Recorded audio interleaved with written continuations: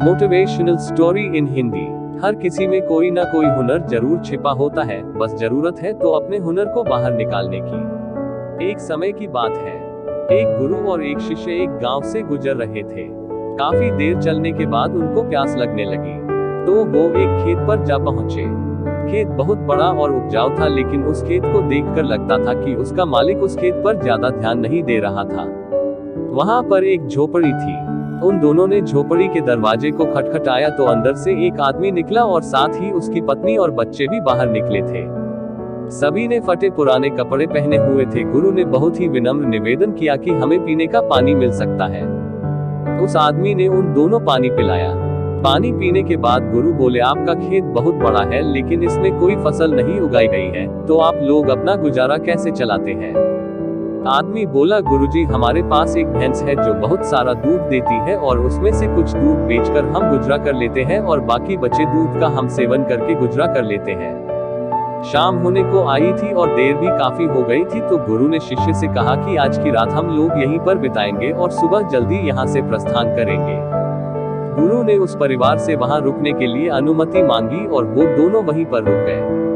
आधी रात को गुरु ने शिष्य को जगाया और बोले, चलो हमें इसी वक्त यहाँ से आगे के लिए निकलना है और साथ ही इस परिवार की भैंस को साथ लेकर कहीं जंगल में छोड़ देते हैं। शिष्य को अपने गुरु की इस बात का आश्चर्य हुआ, क्योंकि जिस गुरु ने उसको सही मार्ग पर चलना सिखाया था, आज वही गुरु किसी के साथ बुरा करने को बोल रहे थे। लेकिन क्या करे, गुरु तो आखिर गुरु थे, इसलिए वह गुरु की बातों से सहमत हो गया। वह दोनों उस आदमी की भैंस को लेकर जंगल की ओर चल दिए और उस भैंस को काफी दूर जंगल में ऐसी जगह छोड़ दिया जहां से उस भैंस का वापस आना नामुमकिन था। इस घटना के बाद शिष्य का मन बेचैन सा रहने लगा और लगभग 10-11 वर्ष बाद जब वह बड़ा गुरु बन गया था, तो उसने सोचा क्यों ना उस आदमी से मिला जाए और उसकी कुछ आर्थिक मदद की जाए, जिससे कि उस दिन की गई गलती को सुधारा जा सके।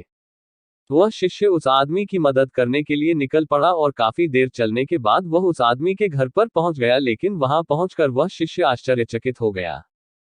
वहां उसने बहुत हरियाली देखी, जहां बड़े बड़े फलों के पेड़ लगे हुए थे और एक अच्छा सा बड़ा सा घर बना हुआ था। तो उस शिष्य ने सोचा, लगता है वह परिवार उस भैंस के चले जाने के बाद सब कुछ बेचकर चला गया है। शिष्य ये सोचकर जाने लगा, तभी उसने उस आदमी को देखा और बोला, शायद आप मुझे नहीं जानते हैं, लेकिन मैं आपके यहाँ पर कई सालों पहले मेरे गुरु के साथ आया था। उस आदमी ने मायूसी के साथ बोला, हाँ जी, कैसे भूल सकता हूँ उस दिन को, आप बिना बताए ही यहाँ से चले गए थे और साथ ही उस दिन हमारी भैंस भी न जाने कहाँ चली गई और आज तक वापस नहीं आई। काफी दिनों तक हम इसी बात को लेकर परेशान रहने लगे और समझ में नहीं आ रहा था कि क्या करना चाहिए, लेकिन जीने के लिए कुछ न कुछ काम तो करना ही था। फिर एक दिन मैंने लकड़ियां काटकर बेचने का काम शुरू कर दिया और धीरे धीरे पैसे बचाकर मैंने अपने खेतों में फसल उगाना शुरू किया, तो मुझे कुछ मुनाफा होने लगा। मैंने उस मुनाफे से फलों के पेड़ लगा दिए, जिससे मुझे बहुत ज्यादा मुनाफा होने लगा और मेरा ये काम बहुत अच्छा चल निकला। अभी मैं आसपास के गांव में सबसे बड़ा व्यापारी है। आगे वह आदमी बोला, अगर उस दिन मेरी भैंस गई नहीं होती तो शायद ये सब कुछ आज मेरे साथ नहीं होता। उसी के कारण मैं कोई और काम नहीं करना चाहता था। जब वह भैंस चली गई तभी मैंने कुछ नया काम करने के लिए सोचा और आज उसका नतीजा मेरे सामने है।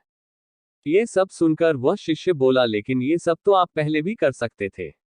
आदमी ने कहा, हाँ बिल्कुल कर सकता था, लेकिन उस समय मेरा काम बिना मेहनत किए ही चल रहा था और मुझे कभी लगा भी नहीं कि मैं ये काम करने के लिए सक्षम भी हूँ।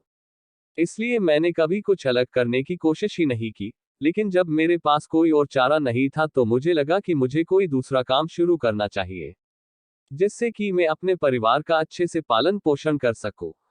तब मैंने अपने मन में ठान लिया कि अब तो कुछ करना ही है और जो भी करूंगा पूरी मेहनत और ईमानदारी के साथ करूंगा। इसी तरह आज मैं सफलता के इस मुकाम पर हूँ। कहानी से सीख। दोस्तों, कहीं आपकी जिंदगी में इस भैंस की तरह कोई रुकावट तो नहीं है जो आपको एक अच्छी जिंदगी जीने से रोक रही है? अगर आपको ऐसा लगता है तो आगे बढ़ने की हिम्मत करिए और कुछ अलग करके दुनिया को दिखाएं।